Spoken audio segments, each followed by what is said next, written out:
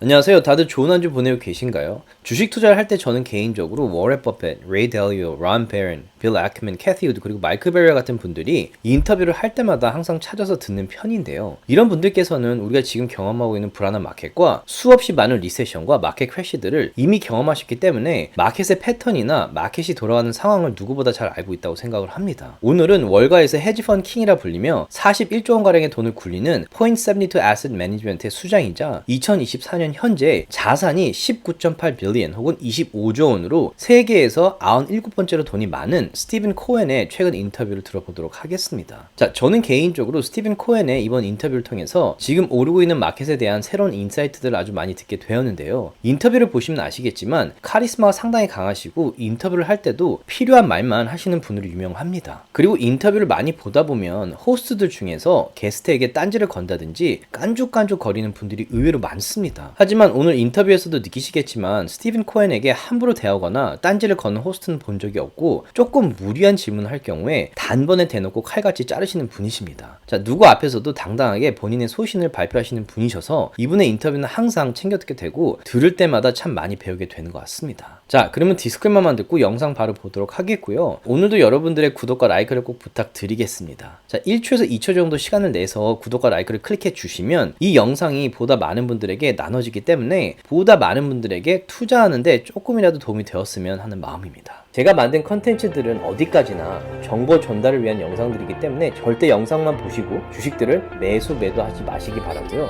본인 스스로 반드시 리서치를 더 하신 다음에 판단을 내리시기 바랍니다. I do want to talk about investing and where you are. I know you can't talk about individual names, but put it in baseball terms, given that's your other business now. What inning are we in? Are we in some kind of bubble in terms of where the equity markets are? I don't see it as a bubble. I mean, I think the markets are discounting some of what, they think AI is going to do for companies. You think it's discounting? Discounting. So you think that there's even more upside as a result of AI? My view is this is a really durable theme. I'll give you one little anecdote. My CTO comes to me and says I can save the firm $25 million by using these LLMs to improve our efficiency. Now we're a nice sized firm. We're not a huge firm. So imagine what big companies can do, and that's just one thing. Okay, so it gives you a little bit of a look into what's possible. And so, people, there's a view. Is this is the AI boom? What does that mean for chips? Yeah. What does that mean? So when you look at that, who do you think the winners and losers are? Well, listen, I'm not going to talk about individual stocks, okay? But there's going to be big winners and big losers, okay? Because this is transformational, so you got to do the work and figure out what companies are going to benefit. And frankly, there's going to be companies that you haven't even heard of. There'll be new companies. I mean, when you have technological change like this, it sort of reminds me of the '90s, where the best new companies came out of that period. But does that mean we're in 1996? Does that mean we're in 1999? We're not in '99, okay? I mean, I don't think so. And so because I think it's a durable theme, I think, now, it doesn't mean it goes up in a straight line, right? I mean, it may take a while for this AI theme, actually to really take hold within companies, and they're trying to figure out how to use it. This has the potential to change how my firm operates. If you're a company and you're not thinking about this, right.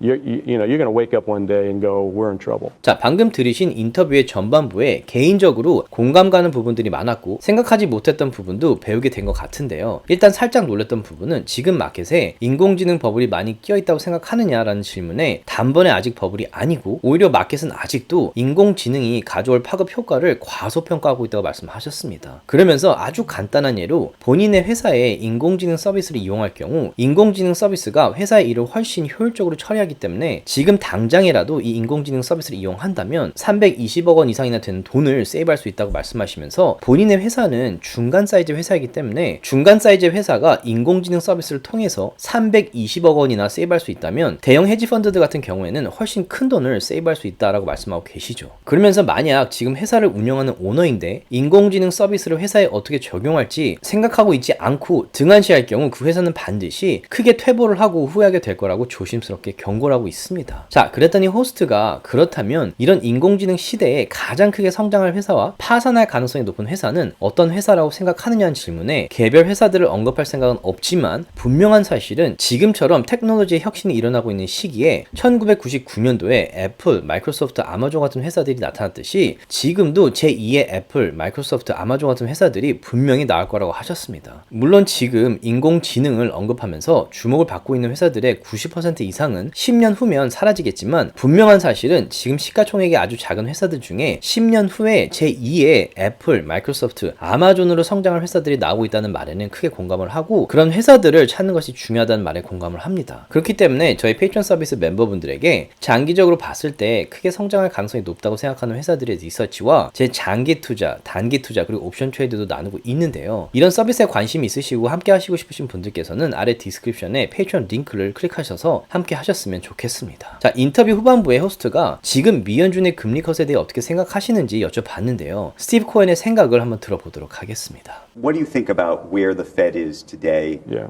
Are you expecting cuts to come this year at all anymore? I mean, how do you think about what the Fed's doing and how much that's propelling the market one way or the other? Yeah, I think the market expects 3 cuts. I think that's the number. I don't disagree with that. I think inflation's been, somewhat contained. And I think, ultimately what it'll come down to is that a true statement or not. The Fed thinks eventually is going to come down to 2% inflation rate. What do you think? I think that's going to be hard. Okay? So what, is that 3% for you? I don't, I don't get in the weeds quite like that. Is it 2.5? I mean, those are Fed watchers. Right. I think it comes down to, there's still a lot of underemployment in the country. And so it really comes down to if growth is too fast, then, you start getting constraints on labor and wages go up, and that may be a problem for it. Right. But it's hard to, we're in one of these periods where I don't think many people know exactly what's going to happen. 자, 방금 들으신 대로 스티븐 코엔 같은 경우에 미연준이 올해 금리를 3번 컷한다고 해도 크게 놀라지 않을 거라고 하시면서 미연준이 목표로 하는 인플레이션 2%까지는 내려가지 못할 가능성이 높다고 하셨네요. 그러면서 오히려 인플레이션이 다시 올라갈 수 있는 가능성도 우회적으로 표현을 하신 것 같은데요.